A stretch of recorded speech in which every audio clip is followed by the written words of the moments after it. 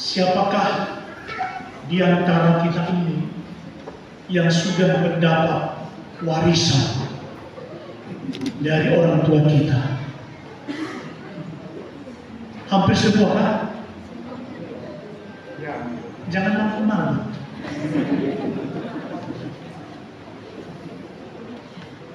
Pada umumnya kita mendapat warisan kan?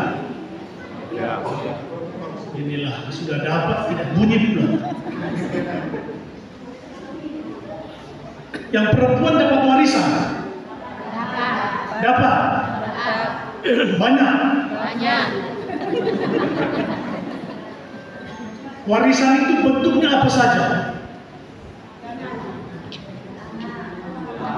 Tanah, rumah, ganaan, emas, apa lagi?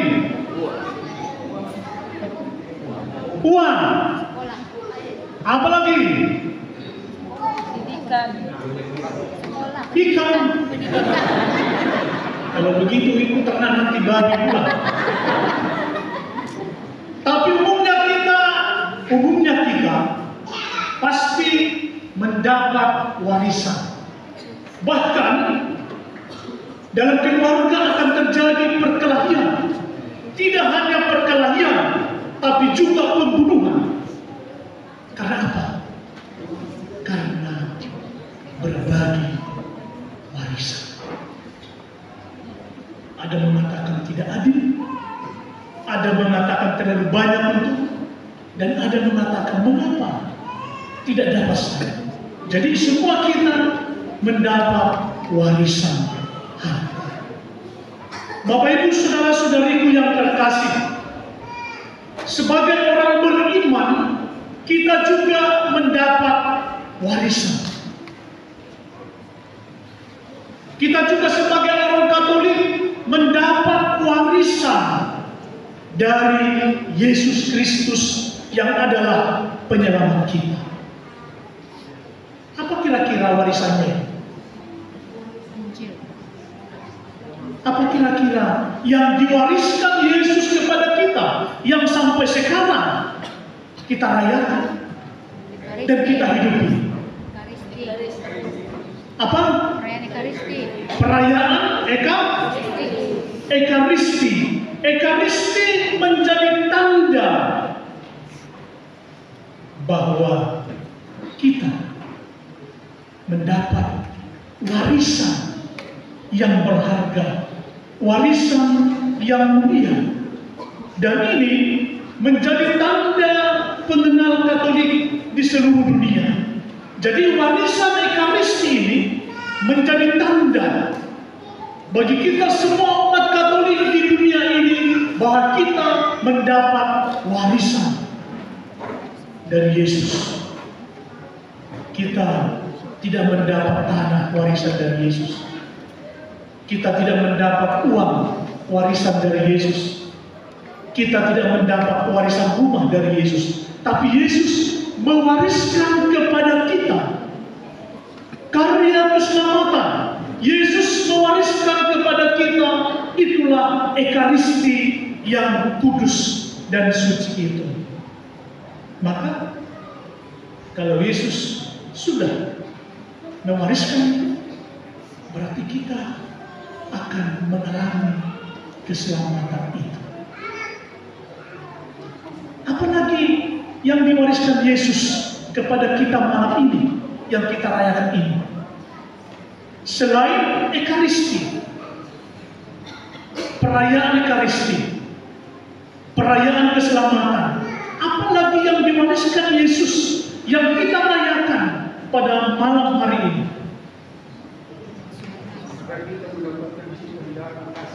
Apa? Cinta dan kasih. Siapa lagi yang mau mengatakan? Apa lagi yang mau diwariskan Yesus kepada kita dalam perayaan malam ini?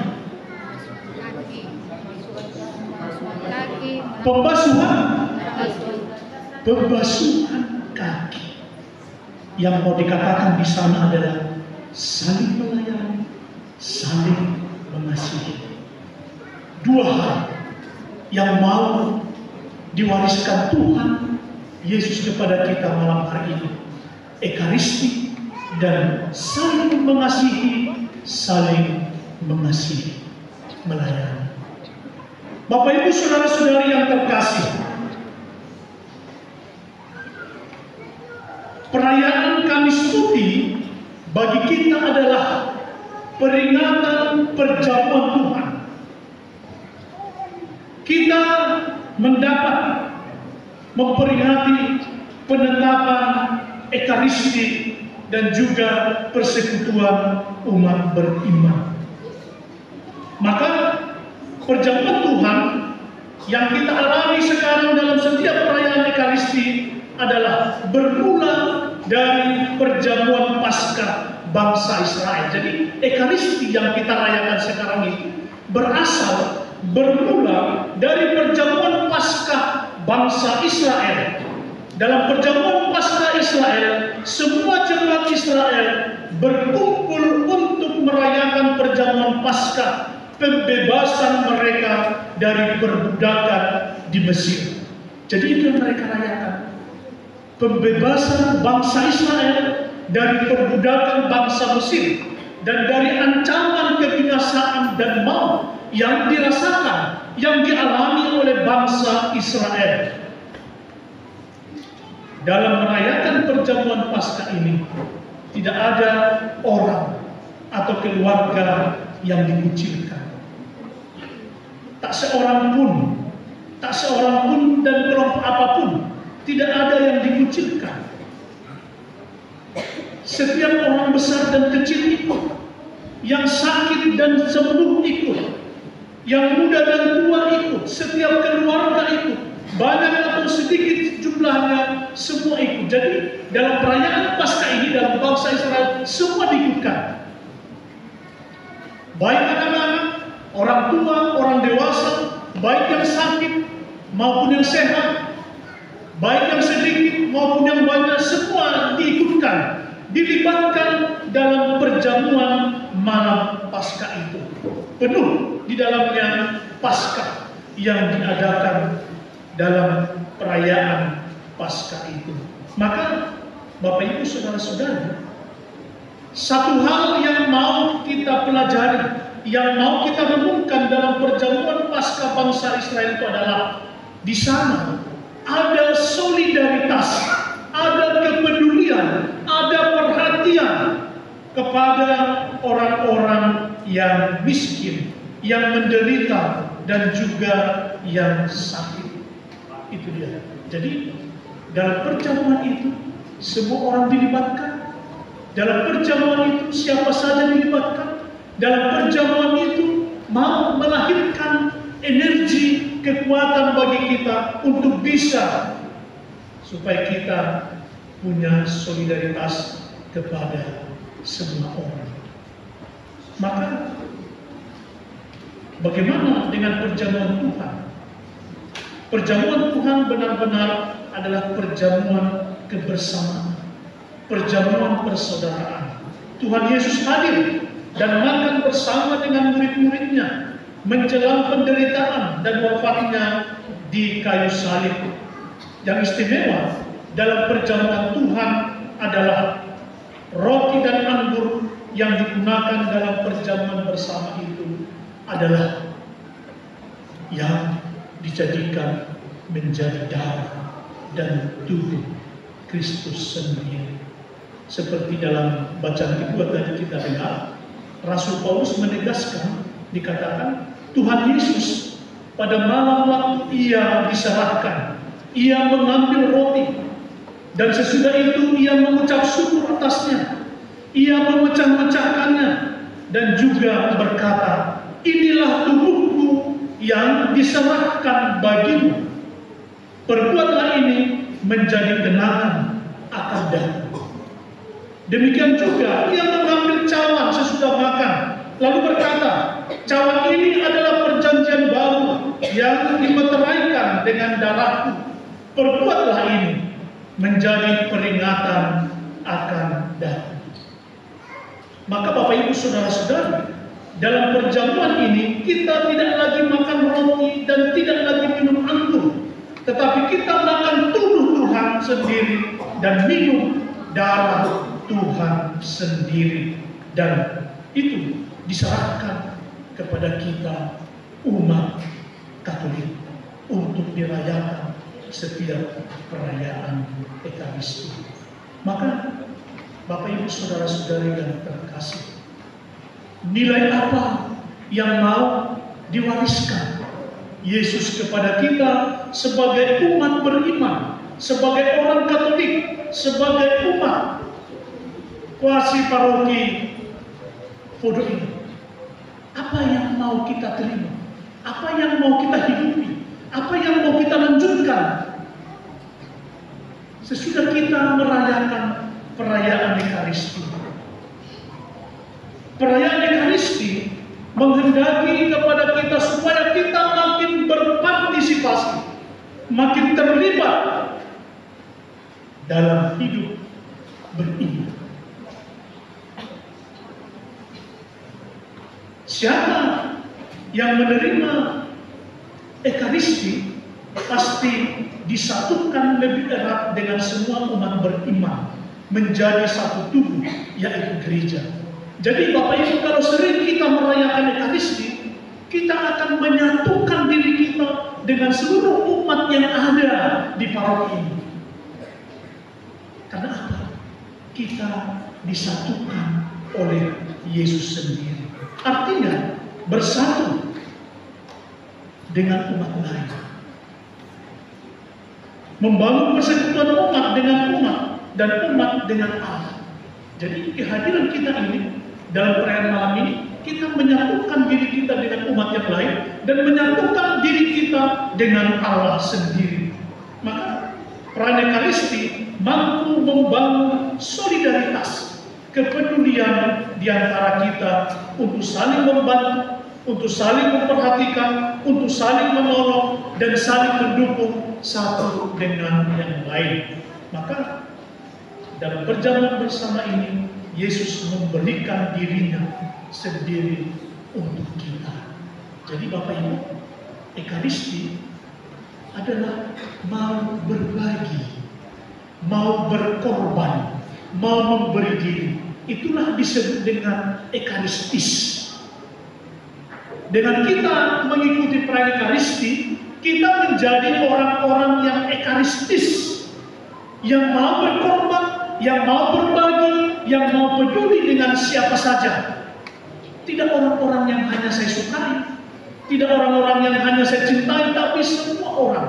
Dengan kita merayakan Ekaristis lebih sering, kita menjadi orang-orang pribadi-pribadi yang Ekaristis, yang mau berkorban. Bapak susahnya berkorban. Kalau susah kita berkorban, berarti kita tidak lagi menjadi pengikut Kristus. Kita yang sering mengikuti Ekaristi ini harus berani berkorban, harus berani berbagi, harus berani peduli. Tidak usah kita peduli dengan di luar keluarga kita. Kita coba lihat dulu di dalam keluarga kita. Apakah saya sebagai bapak sudah berkorban untuk istri dan anak-anak?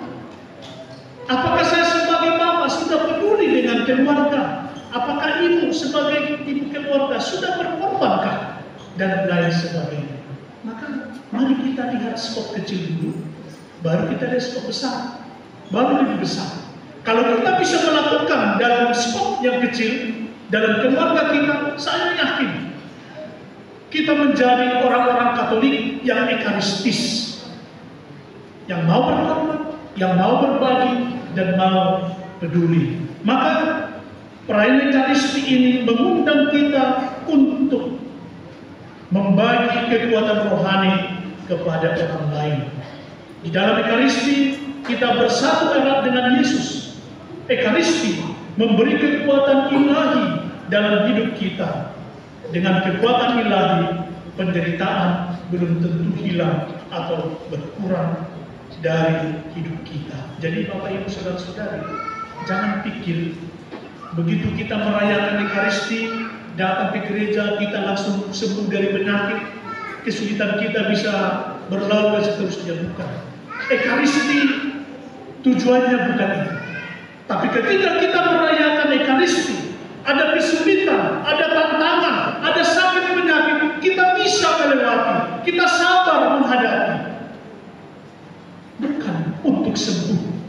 bersebuah syukur karena ada mujizat Ekaristi.